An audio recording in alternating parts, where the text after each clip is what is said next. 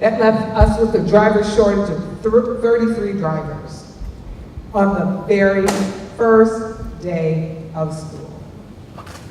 You couple that with, we do have what we call standby drivers. We had 16 on the first day of school. So if we add the 16 drivers to the drivers that we had and include the shortage that we had, we were still short 17 drivers on the first day of school.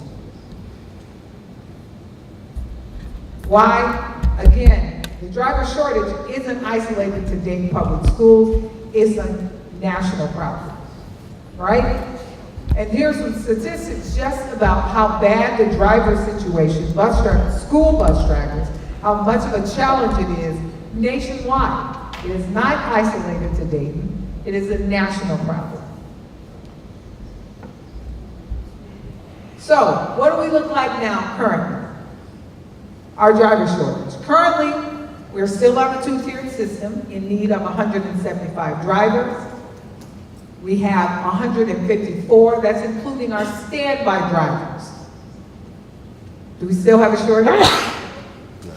We still have a shortage. We have a shortage of 21 drivers. Now if you add that on to, we on average have about 20 drivers that are absent on a daily basis. So if you add those numbers up, we could be down as many as 47 drivers on a daily basis. 41 drivers on a daily basis. So we have a challenge. What does it do for us? As a result of the shortage, we're unable to do afternoon field trips, and we don't get our athletic team to events on time. Let alone getting kids home on time. So that's a challenge for us. So what do we propose to do? One of the things that we want to do, we know we have a two-tiered system, and in that two-tiered system, we need 175 drivers. We believe if we could go to a three-tiered system, we'd only need 145 drivers. And the superintendent has asked us to look at what would happen if we went to a four-tiered system. So we're looking at that as well, as a possible strategy. That was a recommendation made at a session, so we're looking at that as well. So with our staggered, if we went to a three-tiered system, and we would need 145 drivers, we have 142. We had our extra boards on. That would give us a surplus of 13 drivers. But then we also have to look at our average daily absence rate, right? So if we're minus 20 drivers on average a day, we're still short 7 drivers, even on a three-tiered system. So we're gonna also look at a possible four-tiered system.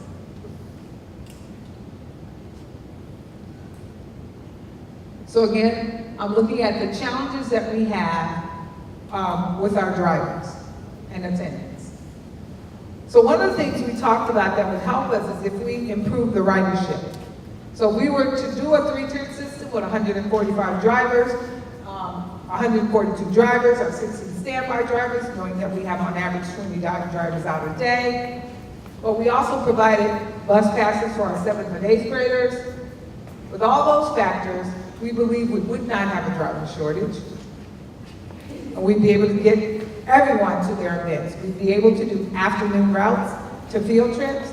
We'd be able to get Melanie's basketball team or football team to the field on time, to wherever they were supposed to be on time. We'd be able to provide better services.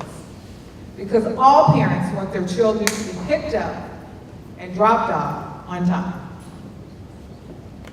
And we want to make sure we do it safely. We're not overcrowding buses. We're not rushing buses down the street because we don't have enough drivers and we're trying to pick up so many kids so we can get them to their destination. So that's one of the strategies that we're looking at and asking for feedback on. The other issue is that we did find out from the Ohio Department of Education for students who are non-DPS students, if the trip from their home school to their charter school is 30 minutes, as measured by the Ohio Department of Education, taking that bus trip with us at the time at which the trip would naturally occur, and that takes 30 or more minutes, then we would not have to provide transportation for those groups of students. And so we're looking at that. We've identified 8 routes, and we're asking ODE to come in to take that ride with us and see how many of them would fit that criteria. We also looked at if we could eliminate commercial daycares, not taking a child to grandma's house or auntie's house, but commercial daycares, for profit daycares that have their own transportation. If we were able to do that, we'd be able to eliminate some of the stops, cut down some of the routes, get the kids to their destination at a shorter time instead of riding the bus for 90 minutes. Our goal is to get that route, and I'll show you in the slide a little later on. Our goal is to get the route time to be much shorter. That would cut up, we believe that would help to eliminate some of the discipline challenges when kids are on the bus for 90 minutes or more. So that's one of the strategies. So our goal is to, we believe that if we could eliminate commercial daycares, do busing in your attendance area, address the 30-minute rule, we could hit our target of no more than a 35-minute route for students who are DPS students, and no more than a 50-minute route for non-DPS students. And we can also have field trips during the day, as well as make sure that our sports teams arrive at their events on time. We also believe by implementing some of these strategies, by having students, we provide transportation, and you decide to move outside of your attendance area, attend the school outside of your attendance area, and we're not providing transportation, we will be able to save $2.2 million. With bus passes, about $3 million. And then with the 3-tiered system, we'd be able to provide consistent, on-time arrivals to your destination. Be that a sport event, be that a field trip, or be that to or from school.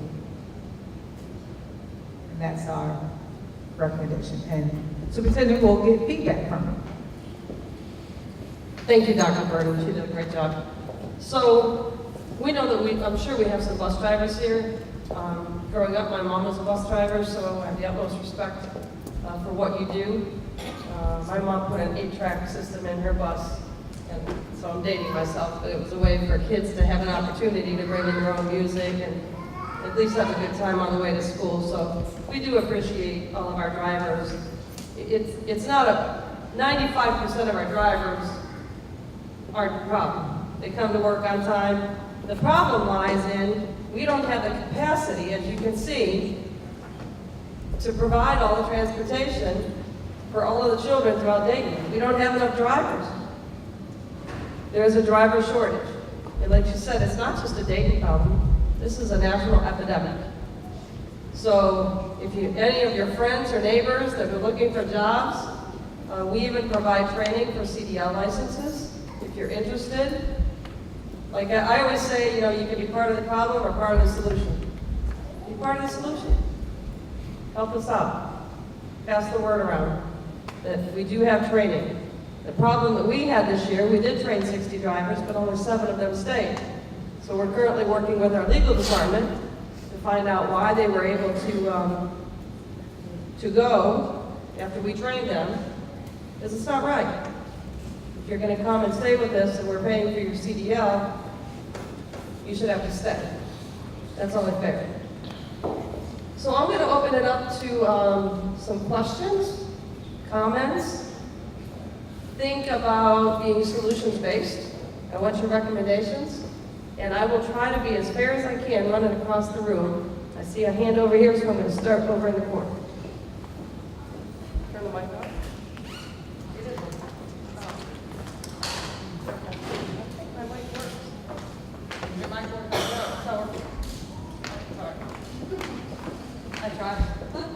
When you're talking about driver shortage, specifically the 60 that you just hired, what are the reasons that they're leaving? So I could speculate it's for more money. I can speculate, but I haven't personally asked any of them. Could it be also discipline problems on the buses? I hear a lot of that from parents. we could speculate, but I've not asked any of them personally. So one of the things is some of our children right now in the current system, the two-tier system, as Dr. Burton clearly pointed out, some of our children are sitting on buses for 90 minutes each way. Nobody wants to sit still for 90 minutes. We all get a little anxious, so especially our younger kids. And with the three-tier system, we're looking at a system, if we could do it with RTA with it, or a possible four-tier, now we're looking at ridership of maybe 30, 35 minutes. And then there's less chances of disruption, but that could be part of it. Could it be also that we're still not truly a neighborhood school? So you brought up neighborhood schools. So one thing, I've been a DPS parent for 15 years. I appreciate that. And I hear neighborhood schools that are still not there. So, okay, so, and I can't undo, any of the sins of the past or things that haven't been done, but I'm here to work with you and listen to you, and a lot of times that means listening to frustrations, but it's okay. People, everybody wants to vent. So one thing, if you noticed on the screen, it talked about quadrants. And we've had some conversation lately about, even the use of the word quadrants, and I believe it's in board policy. People have talked about neighborhood schools. That's what we want to do, is not have to transport all over the city. But with that being said, we also want to be a district of school choice. So if the school's not near you, you can still attend, but you may have to find other transportation. That's one thing that we're considering. Like I said, none of this is etched in stone. RTA passes are reasonably inexpensive, and I know a lot of our kids already use them. And what was the other question? Well, just the neighborhood schools. I mean, I know we're talking about quadrants, we've been hearing a lot about that for years. We're fortunate enough now, we've been able to provide transportation for our kids since they were young. We tried the bus situation, and we're very discouraged from the beginning, so we just stepped in and took over. Our journey's just about done, but I have a lot of friends that still have kids that are in the system. They're dealing with the transportation issues. And I understand we want to be a school of choice, but we also have an obligation to solve bigger problems. Sometimes we're going to have to make the bigger choices. What do we really want to be? We have an issue, and it seems that that the choices we have, it goes back to overcrowding in our schools. Because of the choice, people want to flock to this school or they want to go to that school. Sure. And then you have schools that don't hardly have any kids, and there needs to be something that evens that out. And if we did the neighborhood schools, that would help. It certainly would help with transportation. So I agree, neighborhood schools will help. But the other thing that we have to do is we have to make sure that every one of our communities has high-quality schools, so that nobody wants to go across town to go to a certain school. We want to have great choices at every single school throughout the area. And that's the way, we deal with the whole equality and equity. We know about Dayton. We know about the river. Some people won't cross the river. Some people don't mind crossing the river. But at the end of the day, I'm not worried about that. I'm worried about making sure that our children get great opportunities and we're providing high-quality seats for them. So some of the other things that we've done, above and beyond, right there, we have, for the first time ever, we have Ponents. A lot of our kids want to go to Ponents, it's always full. But for the first time ever, every one of our high schools, this next year, will have 2 to 3 career technology education programs in them. Every single high school. So if you want to stay at your home school, and you like the career tech program, you can emerge. We did student surveys, cross-referenced it with what are high-paying jobs that are in demand.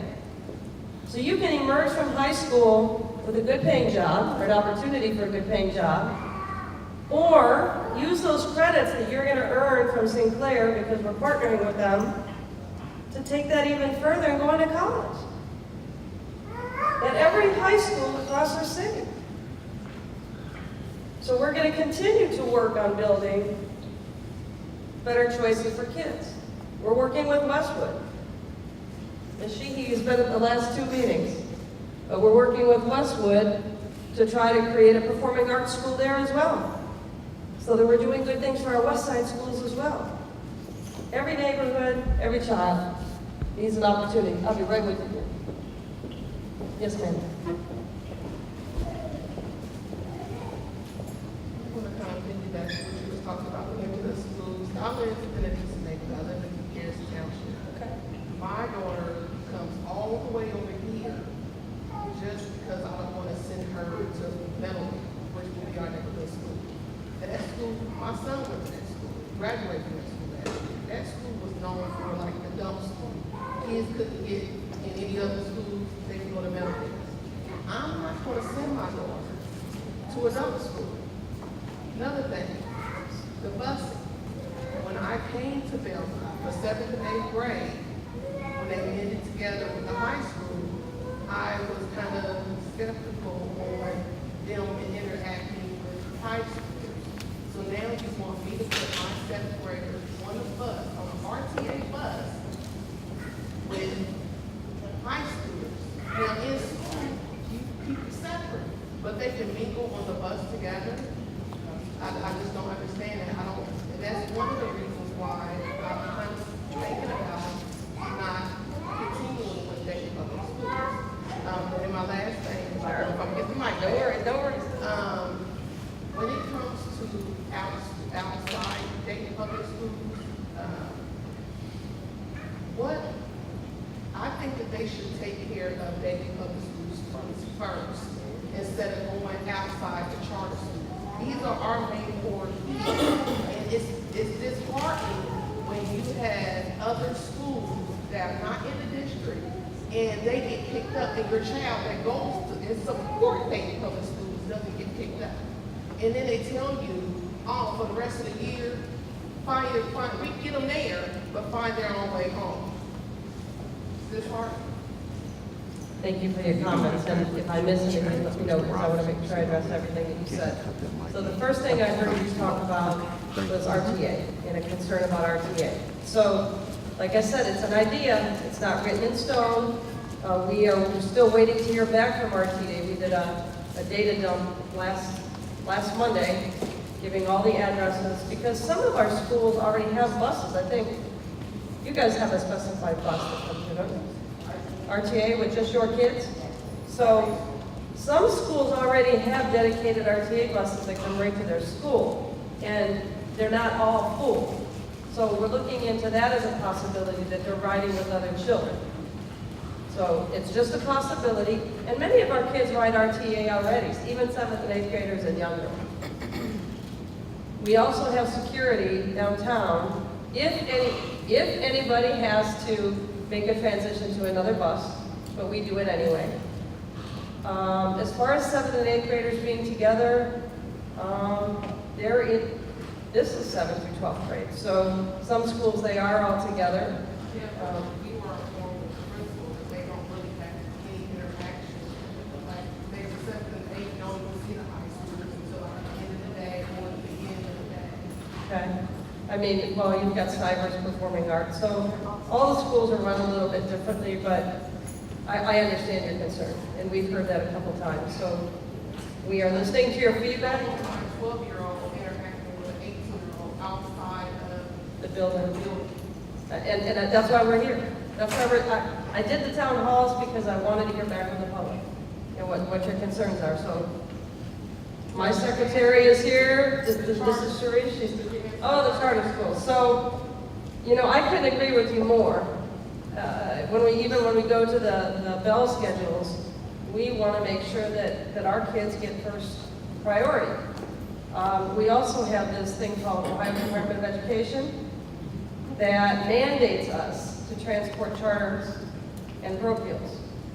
So the sad thing is, for approximately every dollar we get from the state for each child, we really are only getting about 58 cents per child because of the transportation costs, and 28 cents on the dollar for special education children that need transportation. We're losing money, but anytime you turn on the news and something happens, or a child gets off the bus that says Dayton Public Schools, They're gonna say, oh, another Dayton Public School bus or another Dayton Public School child, and it may not be. It may not be a Dayton Public School child. But that's where we have to come together as a community. We have to start changing the perception and lifting up our kids and telling the good stories, which is what we're trying to do with our media groups and online and through our principals, putting things out on their boards, reaching out to parents. We have to sell ourselves. We have amazing kids. We just need to let people know what's out there. And take suggestions from parents that really care. So thank you. Sir. Get right back. Hi, my name's Gary. Hi, Gary. Three things. First of all, don't bash the charter schools. Okay, get Dayton Public Schools test scores up. Get the classroom sizes down. You know, I send my kids to school, try to get the best education they can get. If they can get from charter school, that's where I expect them to get. Now, if Dayton Public School offer better programs that I felt that my kids could get the proper education from, they would be in Dayton Public Schools. As long as I pay Dayton Public School taxes, and as long as the state supports that Dayton Public School has to transport my child, I'm going to support that rule. 7th and 8th graders, right, an RTA bus. I don't think that that's good for all kids. We've all got some kids that are mature beyond 7th and 8th grade that could probably fly and be okay. Some of us have got kids that are bloated. So I don't want my 12-year-old riding the bus by itself and ending up on the other side of Dayton somewhere. He's goofy enough on the school bus. That's wrong. Putting on RTA by itself, you know, and not to mention the things that they're exposed to. We can't control all what goes on the RTA buses, but we have to say what goes on the school buses.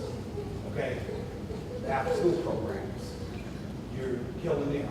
You're wanting to kill small programs that are community-based, that are helping these kids get their homework done, that are giving them some exposure to what they might not normally get just in the neighborhood, such as after-school meals, program assistance, homework assistance, mingling, learning how to help the community by planning and doing community action groups and all these different things. Namely, like Adventure Central. If these kids are not transported and when they lose 100 kids over there, the program is going to crash. It'll affect a lot of other kids. Sometimes lost. It'll come back my way. Okay. All right, so I'll make sure I address all your questions. I'm not quite sure how it would kill programs because our current system does not allow for field trips during the day. And I know I've got at least one high school principal here. We've had to forfeit so many of our games. And I would imagine it would affect charters as well and parochials because we can't get our buses there on time. This system, the two-tier system, isn't working. It's not fair for our kids to come and work out every day and they can't get to their track meet on time, or volleyball, or football, or wrestling. So we want to provide more extended opportunities, after school opportunities like you mentioned.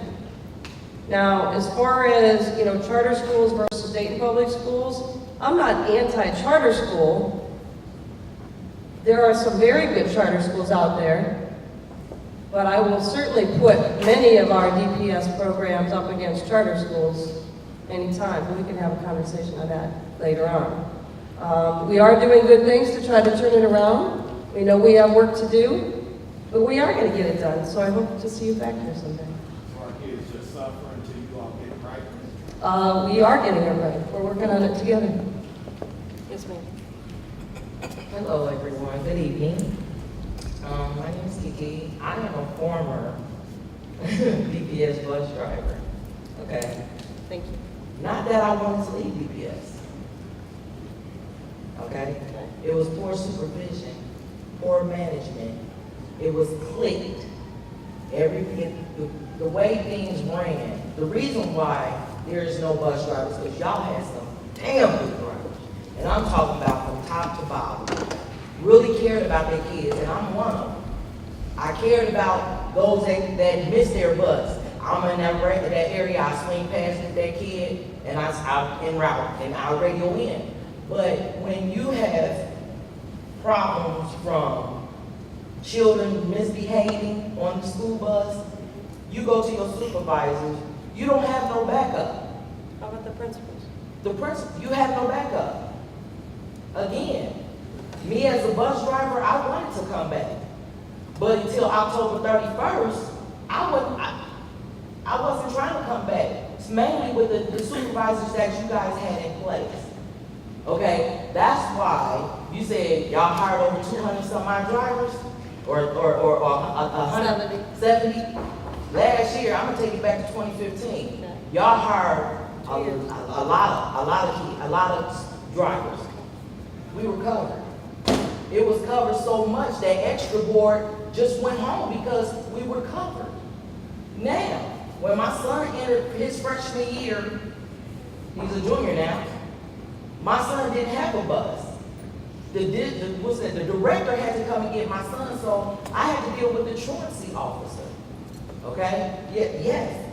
See, it's so much, the parents don't know that it's hidden behind, you know, and it was, like I say, it was favoritism in there. It was sexual harassment in there. It was a lot of issues in there that still have not been dealt with to this day. To this day, I can verify, have not been dealt with. But if everybody else can get a raise, why can't the bus drivers get a raise? We're the first ones to see them and the last ones to see them. So we got 9 years to look out of. People don't understand when you board those steps and sit in that seat, everybody behind you, including yourself, is your responsibility. So everybody's saying, these bus drivers getting on my nerves. Well, honor the bus drivers. What, we don't mind? We don't mean nothing? $10 an hour? $10 an hour. I got 2 kids. One getting ready to graduate high school. I don't wear watches because I don't have time for that. Okay? But what I'm saying to you is the reason why this district is suffering so bad is because it seems like there's no compassion, there's no care for the drivers, and I'm like, okay, so now what? Now we're short drivers, now there's so many routes uncovered. I want to come back. I talked to the supervisor over there, but I was not about to come back to the same management that was over there. Now I'm driving another bus, but I can come back to DPS with no problems. But like I said, it was a lot of BS that was going on behind closed doors that parents didn't know. Now they understand why there's no drivers. Well, I thank you for your feedback, and I thank you for your opinions. We have a brand new management team this year. I'm not sure if you're familiar with that. I'm very pleased with the new management team. One thing I do need to say, we are in negotiations with our labor unions, so I'm not at the liberty to talk about money. But I want you to know, again, I can't go back a year, 2 years, 20 years, but we do respect our employees. We do respect our drivers. Last I heard it was closer to $14 an hour. And When did that happen? it's 13 something, 1385 as of right now. Okay, 1385. It's just start, that's just a start. Now, but see, that's what is quote unquote told. You started 1385. I trained at 10 and I worked at 10. Yeah, so we're one of the few districts, and I don't want to give other people an opportunity, I just want to let you know. To So- get to 1385. So we are one of the few districts, usually when you're training, you don't get paid. We are one of the few districts that do pay while you're getting trained. So we are trying to grow new bus drivers, get people into the organization, and also try to be fair while we go through that process. Right over here. I'll be with you in a minute. I know there's a couple more hands over there. There you go. Hi, my name is Angel. Hi, Angel. As far as the buses, I have 2 kids that's in Dayton Public. My youngest son, which is 9, he's now in Dayton Public. Before that, he was in the at Day Leadership Academy, which is a charter school. Okay. But from the beginning of the school year up until now, today makes the 37th day where he hasn't had a bus, whether it's to school or home. So I had to, go get him from school, which is fine. I put in the application to drive the bus. I was there before with the district before. When I applied and my background check and everything came back, Mr. Hicks called me back and told me that management didn't want me there. Not the management that's there now, but the management that was there before, which was fine. So he told me instead of being a bus driver, I could be a custodian or a cafeteria worker. But y'all need bus drivers. Right. Today is the 37th day of school almost after my son hasn't had a bus. So I done been calling me back and forth. I talked to him at the little fair that they just had, gave him my resume, everything. Today, Wednesday, he still hasn't called me back. This was just over the weekend, which is fine, because That's not fine. well, it's a game that he wants to play, which is fine, but That's with the 7th and 8th grade thing, as far as the bus, what I think, I know I was in Dayton Public Schools, or I went to Dayton Public Schools, and what they did with us in the 7th and 8th grade was, it would be like a couple of neighborhood buses that would meet like in Westwood, Dayton View, maybe like the east side, maybe 2 or 3 buses that we would all meet over at the career academy at the time. All the buses would meet over there. If you went to Woodbury, you get on bus 27 and went to Woodbury, bus whatever to go to Stivers, and that's what they did as far as the 7th and 8th grade. I don't think there's a lot of 7th and 8th graders that are mature that should be mingled in with the older kids. There are some that's way mature than a lot of 18-year-olds, where it's fine for those kids, but it's a lot of them that aren't, so I said maybe that's a suggestion to have like a, kind of like a neighborhood bus, and they meet up at a parking lot or a school somewhere where they can transfer the kids, give them a time limit, fast limits, and get from one bus to the other one, and then 2 or 3 buses go to whatever middle school that they have to take the 7th and 8th grade kids to, since it's going to be 3 Dale schedules. Okay. So first of all, thank you for driving bus, but, you said a couple of times it's okay. And what I want you to know is we changed the culture of this organization. It is not okay to not call people back. It is not okay. So up front here, you have Dr. Sheila Burton and you have Michael Rosenberger, who's the Director of Transportation. If you are still interested, I would like you to speak with them before you leave so that they can take care of this. It is not okay because, like you said, 37 times is And this is way crazy. And I mean, he But transferred to Edison now. And it shouldn't happen at all. Right. But the fact that you've dealt with it 37 times just reinforces our problem. We don't have enough drivers. Right. And I also appreciate your feedback once again, as we come here as a community, about the RTA. Like I said, we're considering it. I mean, We haven't made a final decision, and there are pros and cons. Right, they did the LS bus when I was in high school. Right. That was with RTA, but it was still like a neighborhood bus where it'd go pick up like all the kids. From Exactly, some are like that, and so we are talking to RTA about doing just that, but I don't have an answer yet, Well, so. I have a section neighborhood. Mine is high school and elementary, but I'm saying that was just a suggestion, because I said, well, it is. And I do know kids that are mature that's in 7th and 8th grade, Right. and some that I'd be like, are you how old? Like, barely 12? Well, the nice thing about 7th and 8th graders is they're at the age where they're starting, and they all, we all age differently, like you're saying, we're at different levels, but they're at that point where we're starting to play sports or go to extracurricular activities, or like this young man said, they're playing in the community. We want to encourage after-school programs, whether it be sports or community centers, whatever it is, we want our kids to be engaged in extracurricular activities. They need to be like more kind of like mandatory parent involvement. Because before my youngest son got in Dayton Public, he went to Beck. If you miss, I think 3 parent meetings, your kid is out, period. That sounds like a great idea. I mean, it just, somebody So we can't enforce in it. your family, 18, has to come and say, I'm here for Right. Rachel, I'm here for whoever. So, I mean, the sad part is, and this isn't the norm, but sometimes we call parents, even for children that are sick, or we have to transport and can't get anybody to. So that's not the norm, that's not the norm. Just know that, you know, we too have some challenges sometimes. Young lady is. Hi, my name is Kim, and I'm a product of Dayton Public Schools. I graduated from Belmont High School, and there's nothing that I would love more than to see my kids also graduate from Dayton Public Schools as well. I have a daughter that will be in 9th grade at Stivers and one who's going into the 7th grade at Stivers. So when we talk about transportation, I think this lady over here asked what was the retention issue. The things that we saw on the board, those are just the manifestations of the bigger problem. The bigger problem that I'm hearing and that I personally know is internal. It deals with how the bus drivers are treated, not only that, but how they're being paid and compensated. My sister is a driver. She's been there for over 10 years. She has 3 kids and she struggles financially. She struggles to take care of them. Not only that, I think you guys went to a HSA. She cannot pay for her medication, so she has to choose.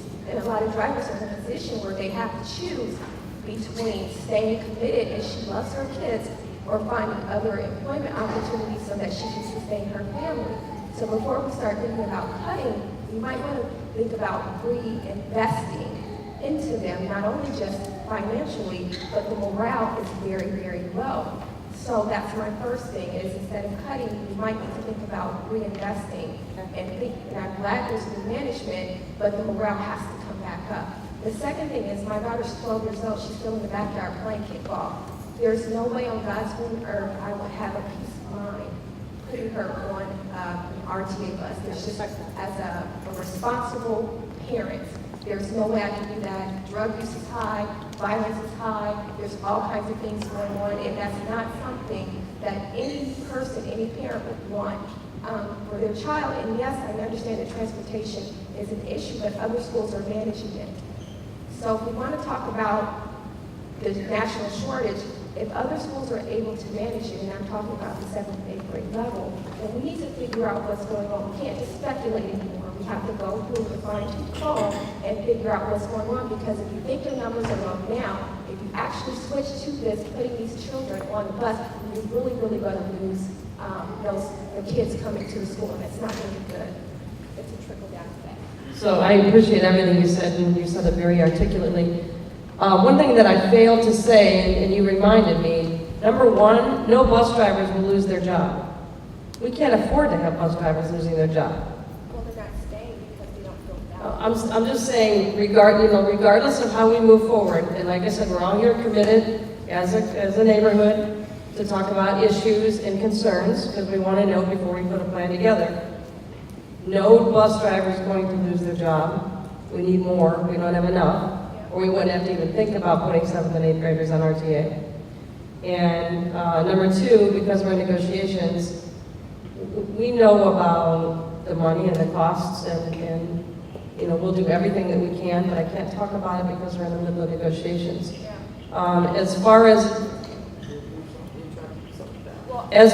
morale, it is a new management system. There are different expectations.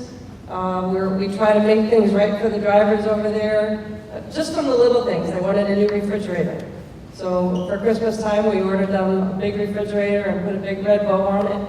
So we're trying to do everything that we can to make them feel more comfortable, more appreciated, more respected, in every way possible. And it's not going to happen overnight. It's not going to happen overnight, but we're working on it each and every day. I'm going to go over here. Oh, sorry, young man, you go first. There you go, sir. Good afternoon. Good afternoon, sir. I'm a coach at DPS, and I have a few questions. One, to piggyback off of the buses. Our track teams had regional meets next week, and all season, we have not been able to get to anywhere on time.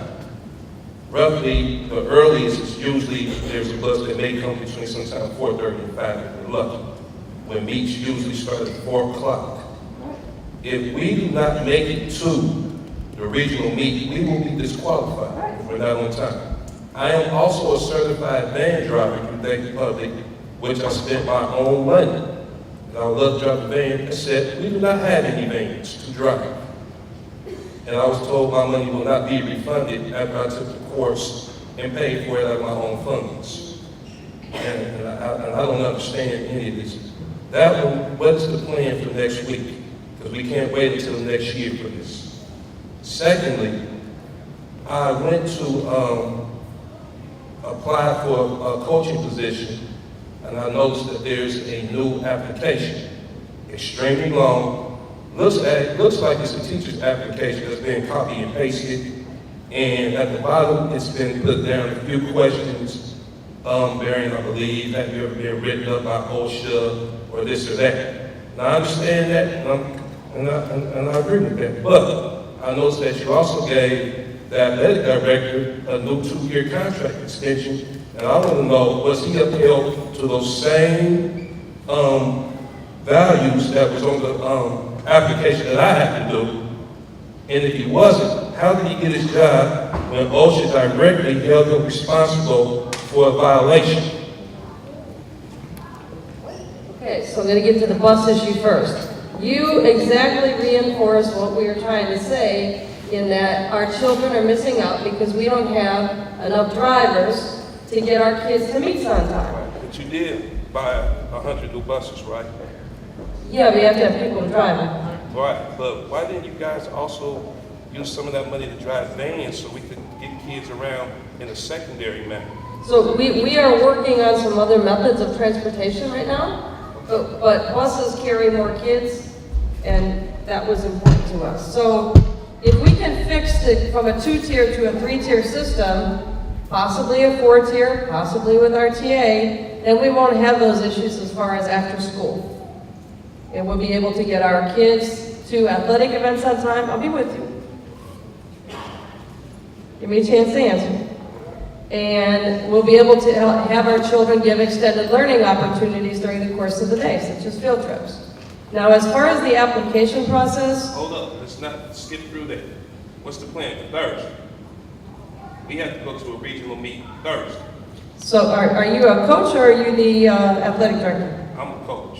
Okay, so talk to your building athletic director They and make told sure. us that the buses can't come no earlier than 4 o'clock. That's why I'm here talking to you. So I'm not gonna consume the entire, everybody's conversation with this. Afterwards, I would like you to talk to Dr. Burton about it. Okay. But the building athletic director is the one that handles the transportation. Right. Now, as far as athletics, we take every position very seriously. So we have to change the way we do business. And people have to be qualified for the positions for which they are applying. As far as individual personnel matters, I cannot discuss them. I cannot discuss if somebody was written up, reprimanded. I can't discuss that with anybody. And I hope you can respect that. Over here.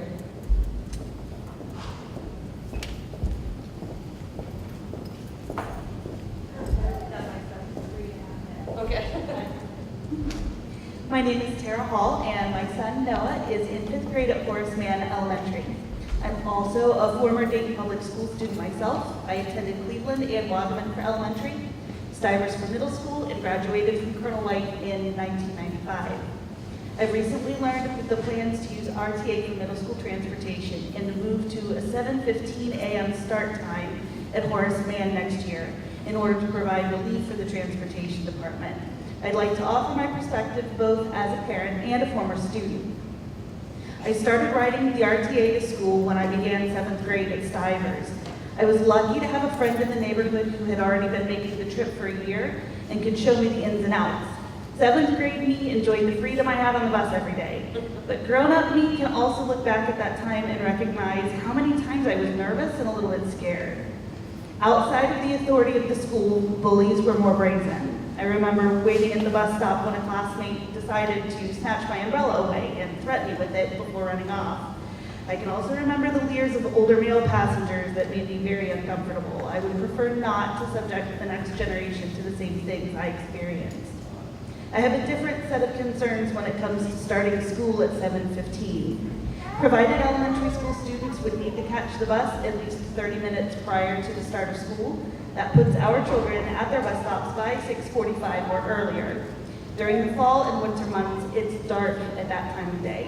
In fact, I did some research and determined that the sunrise would only occur before 6:45 a.m. for 22 school days out of 178 next year. This means that our children would be standing outside in the dark 88% of the time when waiting for their morning buses. I'm also concerned about winter road conditions at that time of day. We are all Ohioans here and familiar with the times when a snowfall or ice storm is more than we bargained for. Road crews report at 6:45 a.m., so that means that school buses will be traveling on untreated roads for the earliest morning pickup times. Both of these factors create an unnecessary risk to our children. None of us wants to hear a story of a child being harmed in a pedestrian accident due to low visibility and early morning darkness, or in a bus accident on slippery winter roads. To conclude, I'd like to tell a story of when I was a freshman at Colonel White, waiting in the dark for an RTA bus to pick me up for school. I was standing at the corner of Wade Avenue and Creighton Avenue, literally across the street from this building. I was waiting alone for my friends to join me when a man came around the corner of the building and approached me with offers of candy, then drugs. He finally offered to show me the gun in his pocket if I didn't go with him to his car. I was fortunate that day that my best friend's mother was standing in her kitchen window along the path that my would-be captor was taking me, and I was able to scream for help and get away. But the whole event was nevertheless terrifying. I wonder if it could have been prevented if I had been waiting for my bus in daylight. For these reasons, I would like to ask the board and the superintendent to reconsider the early start time and the use of RTA buses for our children and find other ways to relieve the transportation challenges faced by our district. Thank you for your time. Thank you for your talk. Thank you for sharing the story. So, the challenge would be, let's say we'll think aloud together. So if we push the start time back, what's going to happen is it's going to push the end time back. So kids are on that don't start at 7:15 and start at 9:15, they're going to end up getting home in the dark. So we're going to have a problem one way or the other, but we will definitely sit down and map it out and see what we can do. Like I said, the more drivers we have, the less routes that they have to contend with, the shorter the routes. So a child's only on the bus for 30 minutes, that's the way around it. You know, sometimes things are a double-edged sword. And I know at the first meeting I had a lot of bus drivers that were upset because, you know, they said, I come to work every day, many of them. I come to work every single day and I ride my route and I have to pick up other people's routes and then I get home to parents that are angry and I get cursed out. Well, I mean, we are very grateful for our drivers that show up every day and do a good job. But I understand the parents are frustrated too. Does that driver deserve to be cussed out? No. But as you can clearly see, when we went through the presentation, we were doomed on day one with the two-tier system. This was before this team was together. And if we didn't care, we wouldn't be out here in the community talking to you, trying to get your ideas and suggestions. We really want to change the culture. But we need people to open up their minds and open up your hearts and give us an opportunity to make this change. I've heard a lot about RTA. About 90% of the people, I'm just guesstimating, are against putting the 7th and 8th graders on RTA. I hope that we can find a more viable solution. I really do. And thank you so much. That was very well thought out. You were here first? There you go. All right, so I come, this is a lifetime Dayton resident, but also a representative of our charter schools. Currently have a student actually that attends Cyrus. I have one that opts for open enrollment out at Sevens, and then I have another one that actually switched from public school into for open school. And I'd like to say, you know, for as much as we're seeing that charter schools and parochial schools are causing, you know, the buses to have longer route times, I do want to say that, you know, our school especially is appreciative of Mr. Rosenberg up there has done a lot this year to build a good relationship with transportation. It's gone above and beyond the call of duty in transporting our students because, you know, we're pulling from the same population of kids. And if all of the students who are currently attending charter private schools were to suddenly switch to Dayton public schools, you would still require the same amount of buses and the same amount of drivers to pick those students up. In saying that, I am also an advocate of school choice. So when we have parents, and I'm sure the district knows this as well, they jump. They'll be in a charter school one day, public school the next, and they jump back and forth. And so we need to make sure that we're doing what we need to do collectively and working together. It's a community. We're a community, and we need to service everybody the same. So in saying that, my question is, you had mentioned the funding you receive from the state to transport students. Does that also include charter school and parochial school students? So you receive the same amount of funding to transport our students as district students? Yes and no, and I'll answer that when you're done. Sure, okay, because that's something that I'm misinformed on. Yes, but working no, there. yeah. Sure. And my next question would be, an understanding that we are supporting all students in the community regardless of which school they attend.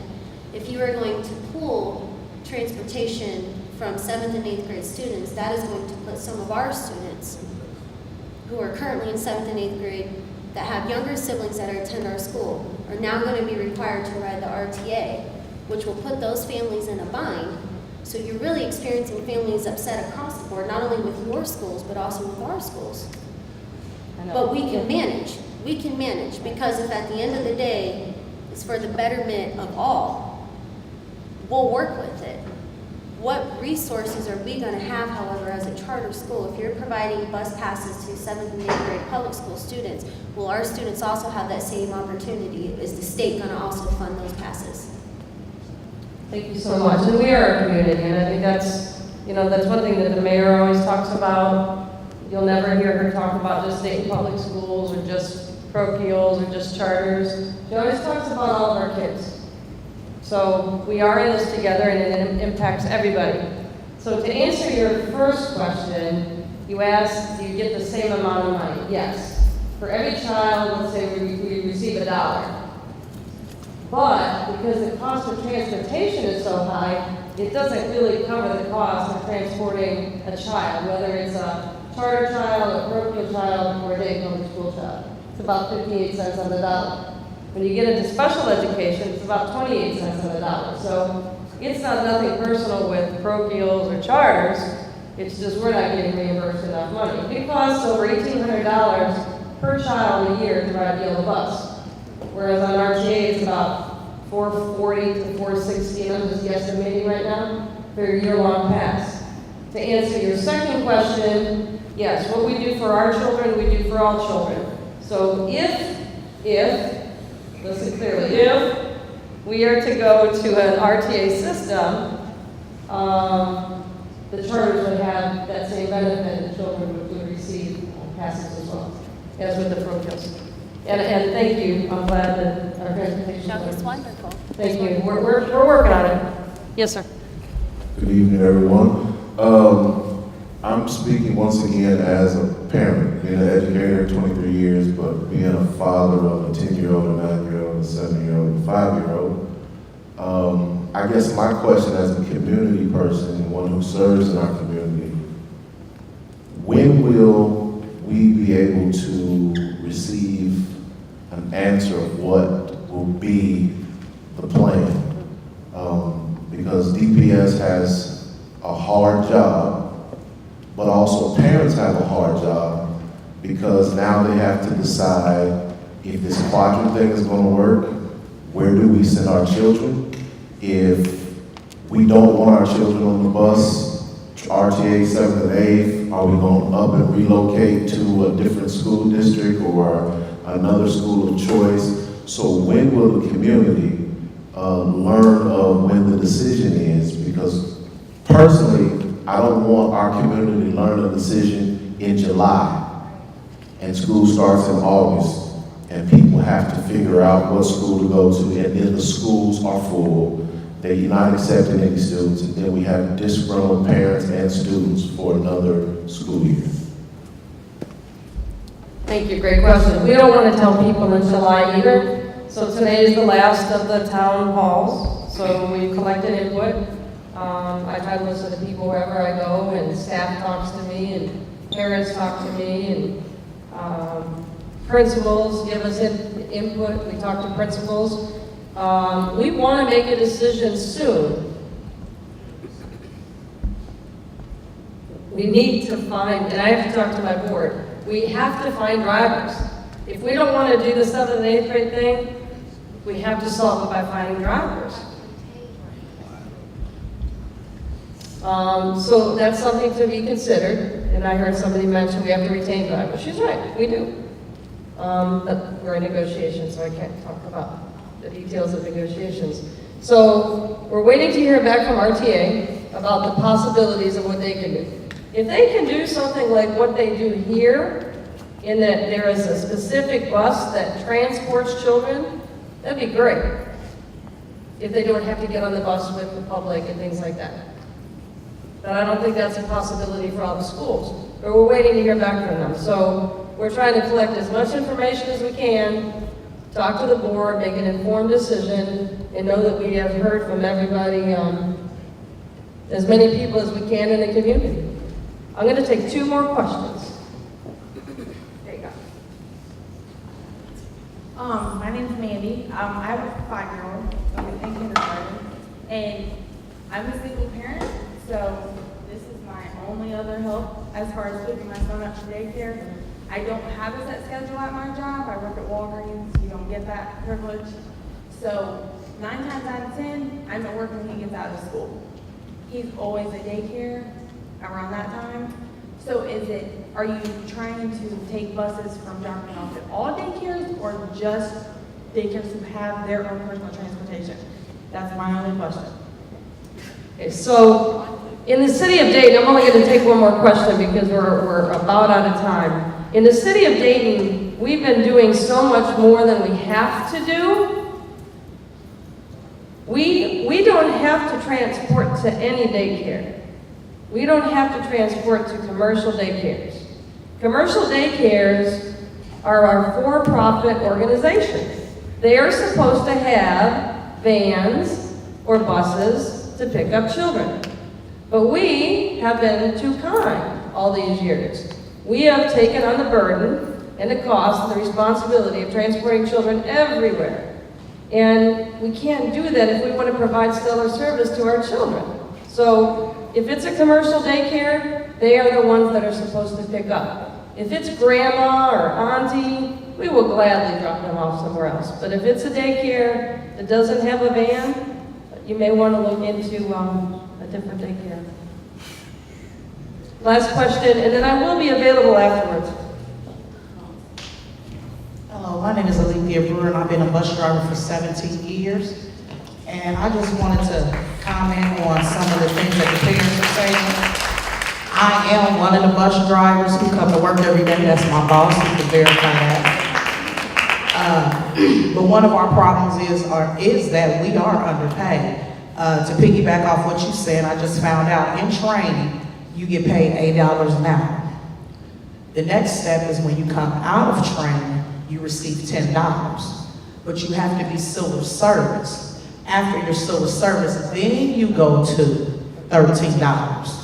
Okay? $13.85, whatever it is. But that's how the step goes. It's not coming in day one. And that's what the drivers, the people that are coming in, they're being misinformed. They think it from day one. When they come in, they're supposed to make that $13.85, whatever it is, 13, whatever. But that's not what it is. It's 8, 10, then at 13. And that's after you do silver service, okay? Our next thing is from day one, we were 35 drivers short.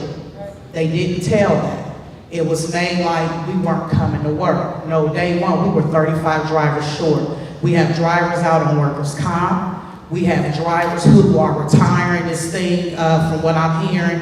If you got 30 years, you're not gonna get any more money. So if you got 30 years in the age, you gotta leave or they're gonna start taking $300 off those people's pension. So we got a whole bunch of drivers and payers who are leaving this year across the board. So that's what's also hindering us as well.